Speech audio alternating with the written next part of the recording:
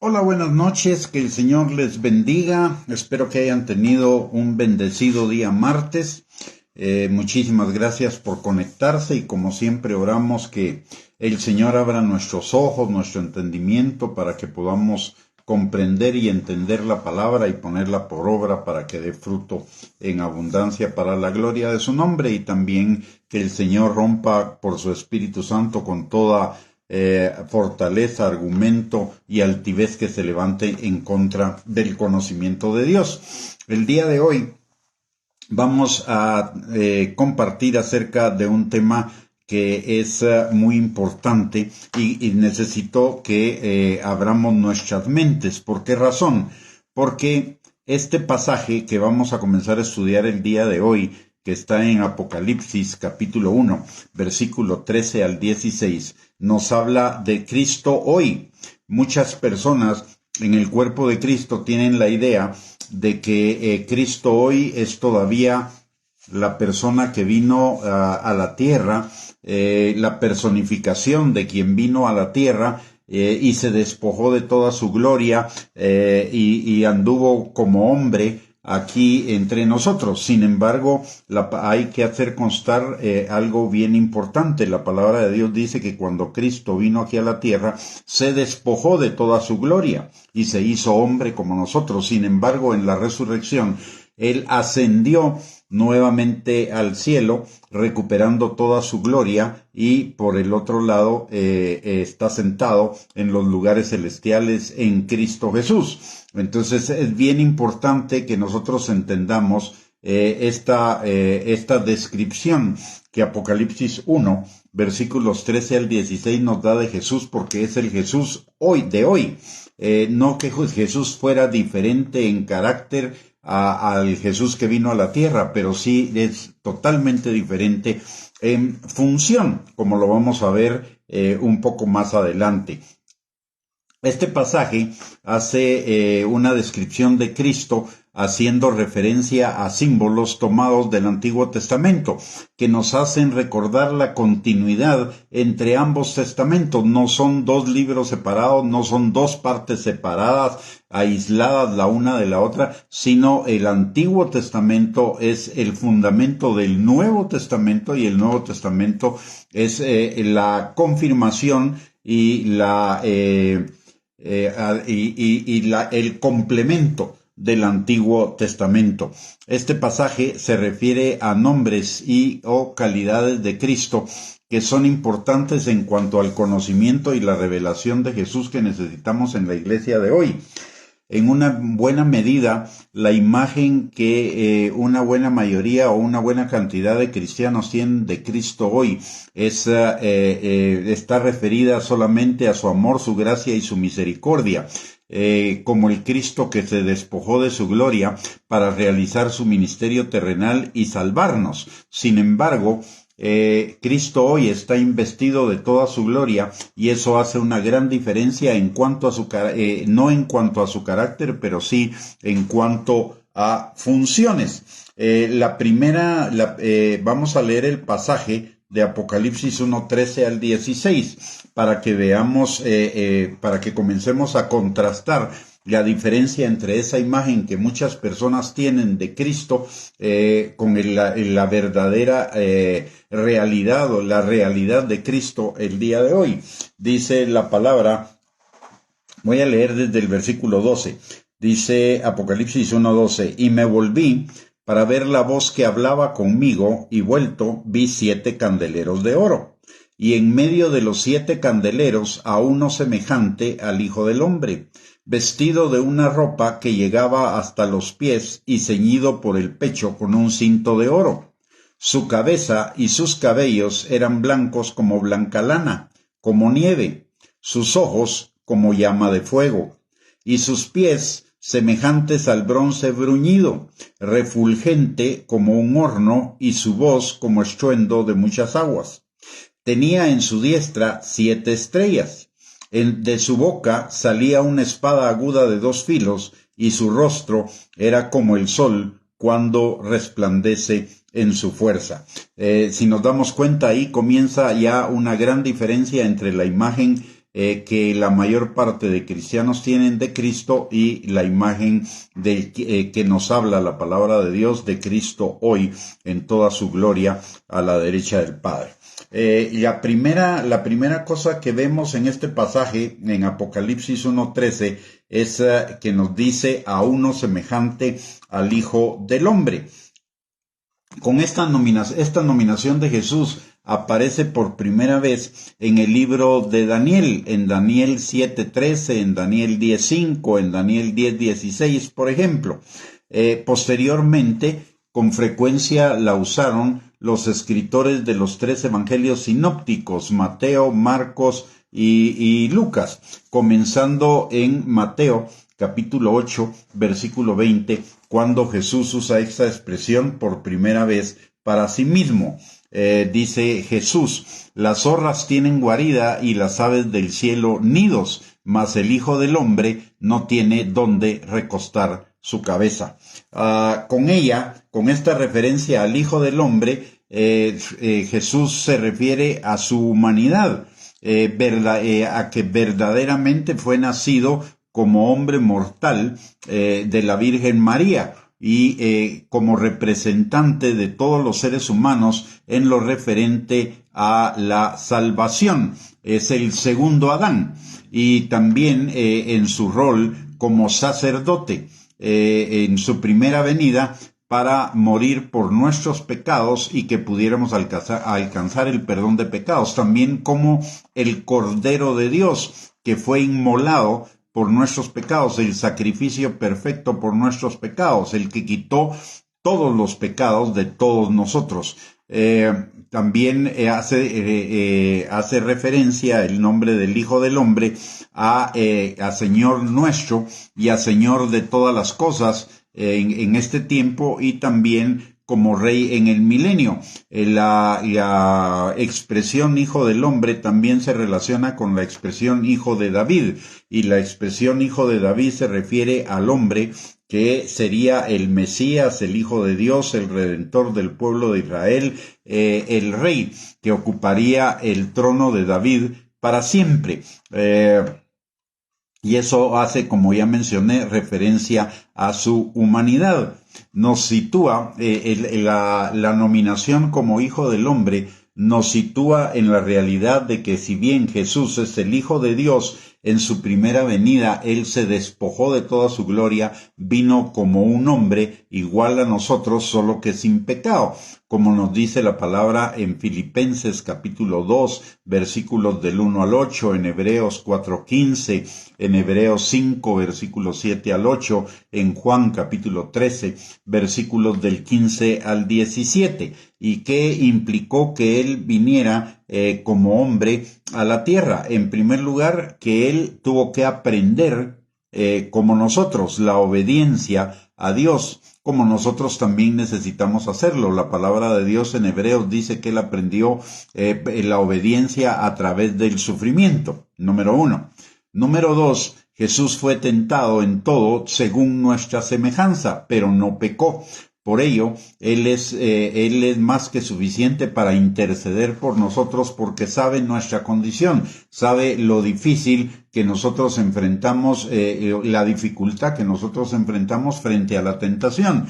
Por eso la palabra de Dios nos enseña que Él vive hoy para interceder por todos nosotros. Por el otro lado, también el hecho de que Él viniera como hombre fue para darnos ejemplo de que como seres humanos llenos del Espíritu Santo tenemos el poder para vivir vidas agradables, obedientes y santas delante de Dios. Él mismo nos enseña qué ejemplo nos ha dado para que, como Él ha hecho, nosotros también hagamos, para que sigamos sus huellas, para que sigamos su ejemplo. Una de las traducciones que en griego significa ejemplo es uponogramas, y eso significa modelo, significa también un ejemplo, significa alguien a quien podemos seguir, a quien debemos seguir, a quien debemos imitar. Y la palabra de Dios nos dice en varios aspectos que seamos imitadores de Jesús como hombre. Lo que Él hizo estando en la tierra es un ejemplo para que nosotros lo hagamos de la misma manera que Él vivió en la tierra, nosotros podemos también vivir. Esa debe ser nuestra meta. Por el otro lado, eso lo logramos con la obra del Espíritu Santo a través de nosotros. La palabra en Hechos, capítulo 1, versículo 8, nos dice que recibiremos poder cuando venga sobre nosotros el Espíritu Santo. Y el Espíritu Santo viene a nosotros cuando somos salvos. El Espíritu Santo hace morada en nosotros y nos empodera para vivir vidas como la de Cristo, de la misma manera que el Espíritu Santo empoderó a Cristo en el Jordán para que Cristo viviera esos 3 años y medio de ministerio terrenal como hombre en el poder del Espíritu Santo, para mostrarnos todo lo que el Espíritu Santo puede hacer en nuestras vidas, manifestando el fruto del Espíritu, caminando en obediencia al Señor, haciendo la voluntad del Señor y ministrando a otros como Cristo los ministró. Además, también venciendo la tentación y derrotando a nuestros enemigos espirituales. De tal manera que no es válido lo que muchos argumentan de que nosotros no podemos vivir como Cristo vivió en su vida terrenal porque Él es el Hijo de Dios. Esta faceta de ser el Hijo del Hombre, que es la que domina esos 33 años y medio que Cristo vivió sobre la faz de la tierra, los vivió como hombre. Y como hombre nos da el ejemplo para que efectivamente usted y yo podamos vivir vivir de esa manera, que nos es un poco más difícil por el hecho de que nosotros sí tenemos una naturaleza antigua, pecadora, y tenemos fortalezas, argumentos y altiveces que se levantan en contra del conocimiento de Dios. Es cierto, pero también es cierto que tenemos el poder del Espíritu Santo para derribar todas esas fortalezas, todos esos argumentos, todas esas altiveces que se oponen al conocimiento de Dios y que se oponen a la obediencia a Cristo. Además tenemos el Espíritu Santo para santificarnos, para transformar todo nuestro ser, espíritu, alma y cuerpo, de tal manera que podamos ser santos como nuestro Padre es santo, de acuerdo a lo que el Señor nos dice en Primera de Pedro, capítulo 1, versículos del 14 al 16, que seamos santos como Él es santo. Al ser Hijo del Hombre, vuelvo a decirlo, a enfatizarlo, nos está recordando que Él fue perfectamente humano como nosotros, excepto que el pecado no moró en Él, aunque Él tuvo que enfrentar y vencer la tentación. Y porque tenemos el Espíritu Santo, usted y yo podemos hacer exactamente lo mismo en nuestras propias vidas. Como ya mencioné, una variante de esta denominación o de esta nominación de Jesús como el Hijo del Hombre es la de Jesús como el Hijo de David, la cual no solo enfatiza su humanidad, sino que también es una referencia con relación al pueblo de Israel, para el cual él sería él es su Mesías. Y junto con ellos y para nosotros también es nuestro Redentor, nuestro Restaurador, es nuestro gobernador, legislador y juez en este tiempo, en el milenio y en el principio de la eternidad. Entonces necesitamos entender que si bien es cierto Jesús es el Hijo del Hombre, eso está referido a dos cosas en conclusión. Una, a su tiempo de vida en la tierra, en su ministerio terrenal. Y número dos, a sus funciones en relación con Israel, principalmente en el milenio y en la eternidad. Y eso nos implica a nosotros que somos el Israel espiritual, es decir, redentor, restaurador, gobernador, legislador y juez, y como el Mesías esperado por el pueblo de Israel. La segunda descripción que hace en este pasaje es que Jesús estaba vestido de una ropa que llegaba hasta los pies. Eso significa vestiduras largas. Las vestiduras largas eran vestiduras que solo usaban en el tiempo de Jesús las personas de la nobleza, las autoridades, digamos, gubernamentales y las autoridades espirituales. Significaba dignidad, poder, autoridad. Con ello, la Escritura nos está haciendo alusión a esas cualidades de Cristo, a que Él es el Todopoderoso, como nos lo enseña la palabra en 2 de Corintios, capítulo número 6 y versículo número 18. La palabra dice: y seré para vosotros por Padre, y vosotros me seréis hijos e hijas, dice el Señor Todopoderoso. En Apocalipsis 1:8, también Jesús, refiriéndose a sí mismo, dice: yo soy el Alfa y la Omega, principio y fin, el que es y que era y que ha de venir, el Todopoderoso. En Apocalipsis 15:3 también la palabra nos revela que los ángeles en el cielo, los seres vivientes, los 24 ancianos y todos los ángeles cantan el cántico de Moisés, siervo de Dios, y el cántico del Cordero, diciendo: grandes y maravillosas son tus obras, Señor Dios Todopoderoso. Justos y verdaderos son tus caminos, Rey de los santos. Aquí se está refiriendo a Jesús, y hay otras referencias más en Apocalipsis 19:6, 19:15, 21:22, que se refieren a Jesús como el Todopoderoso. Y esto implica una equivalencia total con en cuanto al poder de ordenar, de juzgar, de gobernar, de legislar entre Cristo y el Padre. Cristo, recordemos que Cristo es exactamente igual en naturaleza, carácter, obras, etcétera, como Dios el Padre, sin más y sin menos, aunque desarrollando roles diferentes. Pero son exactamente iguales el uno con el otro en cuanto a su esencia, su carácter, en cuanto a sus objetivos, metas, obras, etcétera. Solo las funciones varían. Por el otro lado, el que Él tenga vestiduras largas también nos recuerda que Él es el Rey de Reyes y el Señor de Señores, aquel a quien el Padre le ha delegado toda autoridad en el cielo y en la tierra, como nos enseña Mateo 28, versículo 18, aparte de Filipenses capítulo 2, versículo 9 al 10, que nos recuerda que Dios le ha dado un nombre que es sobre todo nombre, ante el cual se debe doblar toda rodilla en el cielo, en la tierra y debajo de la tierra.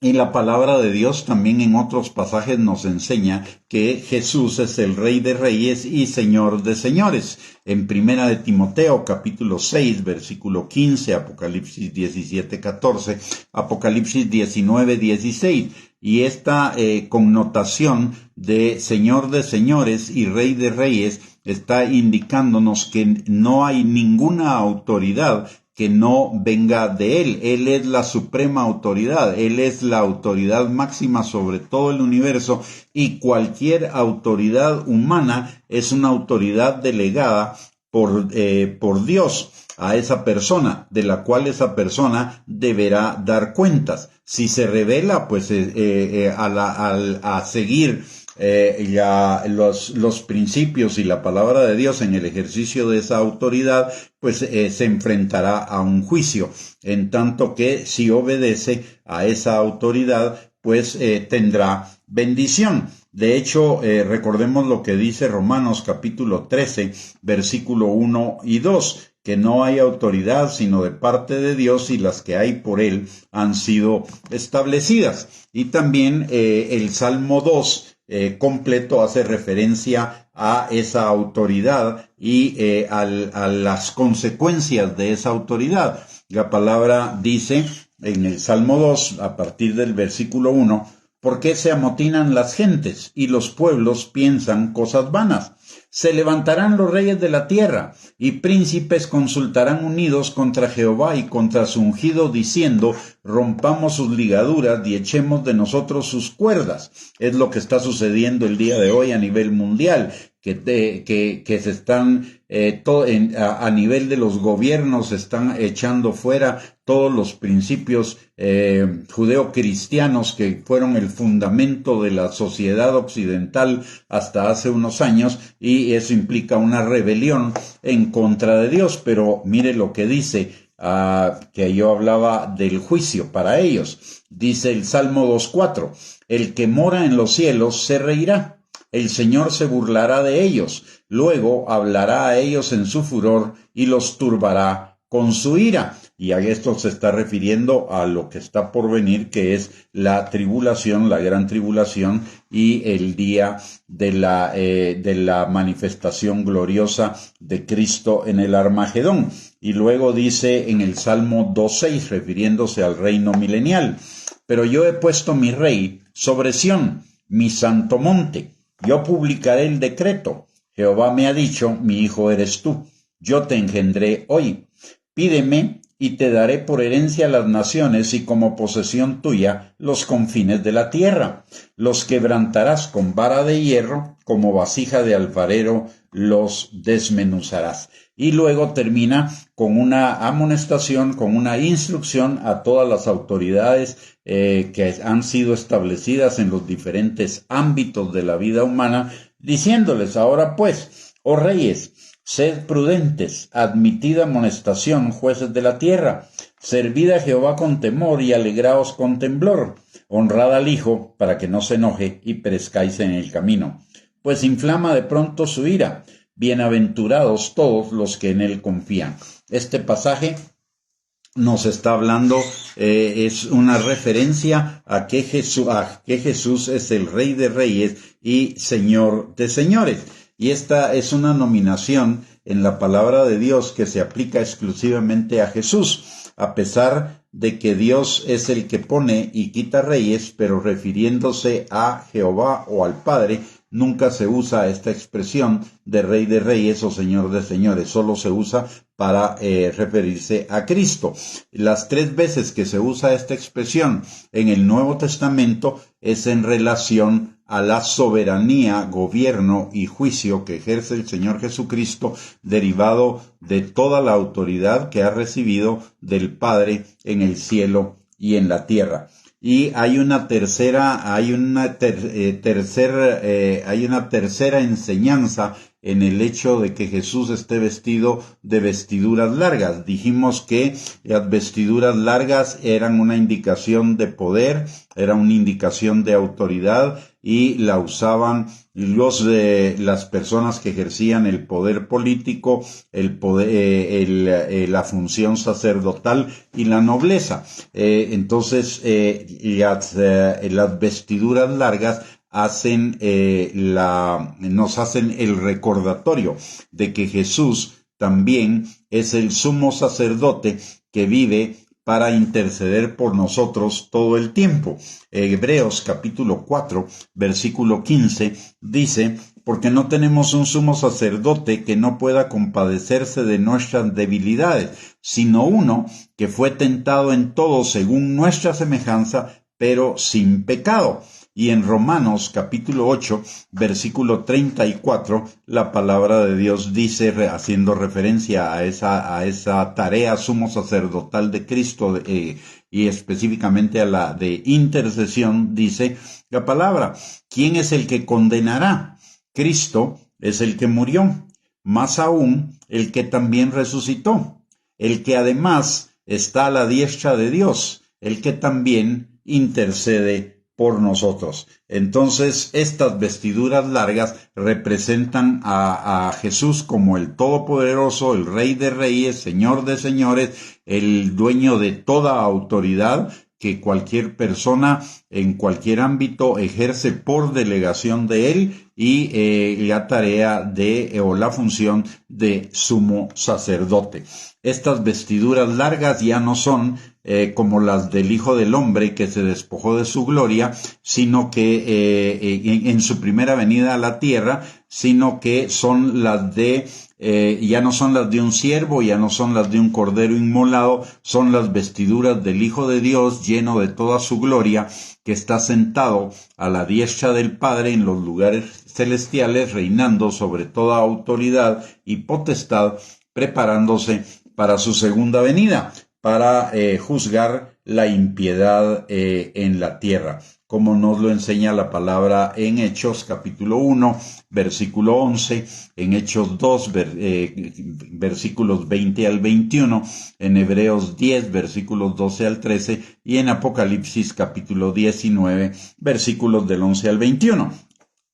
En el pasaje de Apocalipsis 1:13, la palabra habla de Jesús también como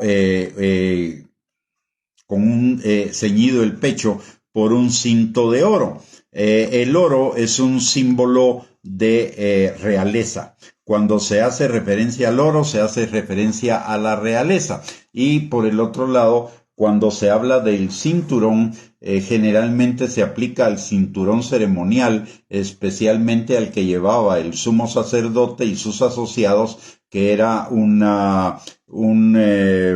cinturón de lino bordado, de lino fino, bordado de azul, de púrpura y escarlata. Y desde esta perspectiva, el cinto hace referencia a la calidad de Jesús como nuestro sumo sacerdote, un recordatorio más de que Él es nuestro sumo sacerdote.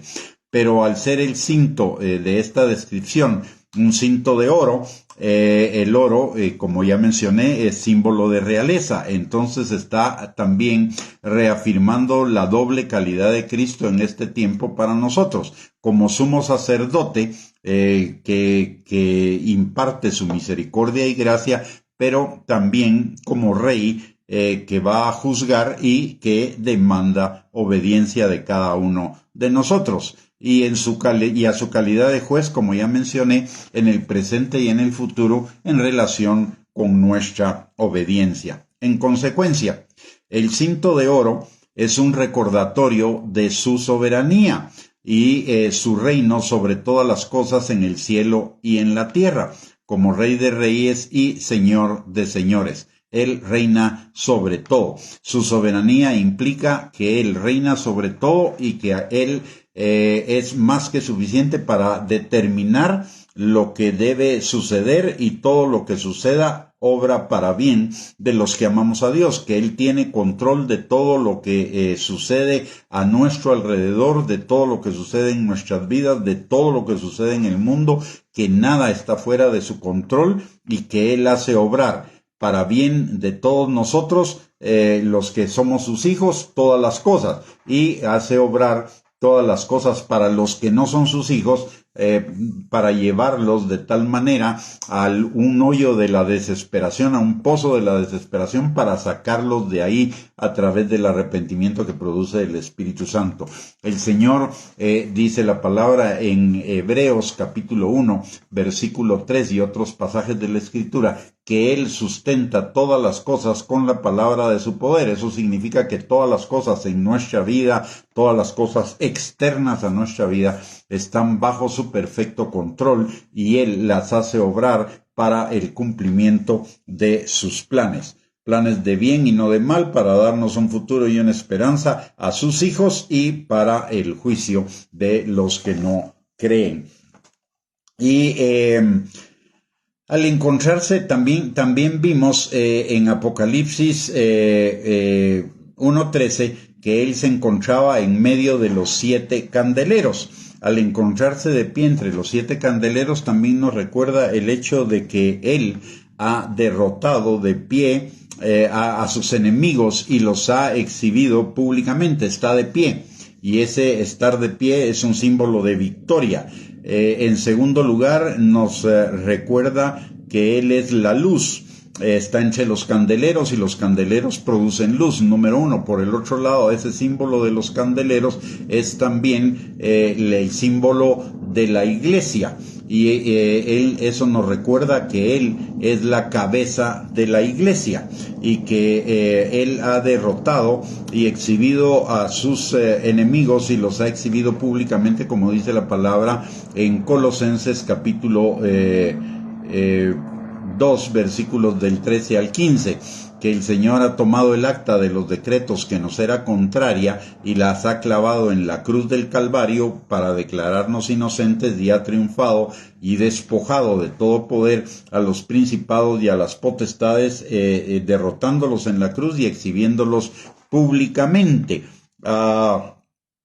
Y eso significa que los ha despojado no solo de los derechos que tenían sobre nosotros por el acta de los decretos que nos era contraria, que Él clavó en la cruz como símbolo de que esa acta había sido, de que toda la condena de esa acta había sido cancelada por su muerte expiatoria, y también quitando todo derecho que hubieran podido tener hasta ese momento sobre la creación.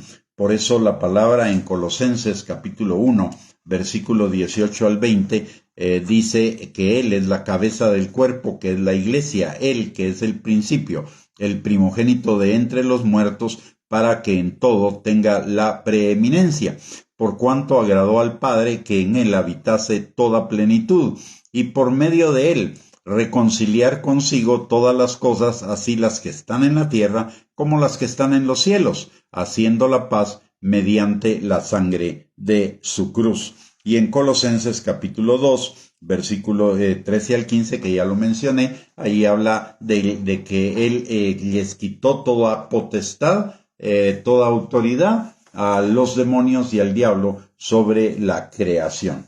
Mis amados, con esto hemos llegado al final de esta enseñanza. Los invito el día de mañana para que continuemos con otras facetas más, con otras nominaciones más, y lo que significan y el simbolismo que tienen y la importancia que tienen para nuestra vida. Recordemos que estas nominaciones que estamos estudiando son las nominaciones de Cristo.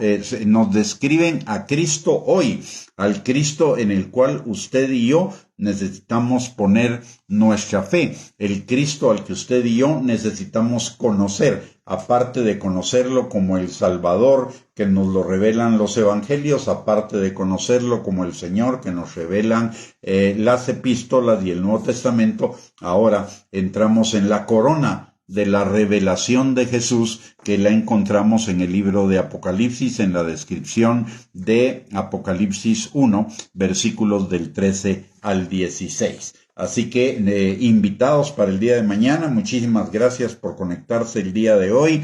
Que el Señor los bendiga grande y ricamente, con descanso hoy en la noche y mañana en todas sus actividades. Y si Dios lo permite, mañana a las 7 de la noche nos volvemos a juntar por este medio para continuar con esta enseñanza acerca de las nominaciones de Jesús en Apocalipsis capítulo 1, versículos del 13 al 16. Bendiciones y un abrazo para todos.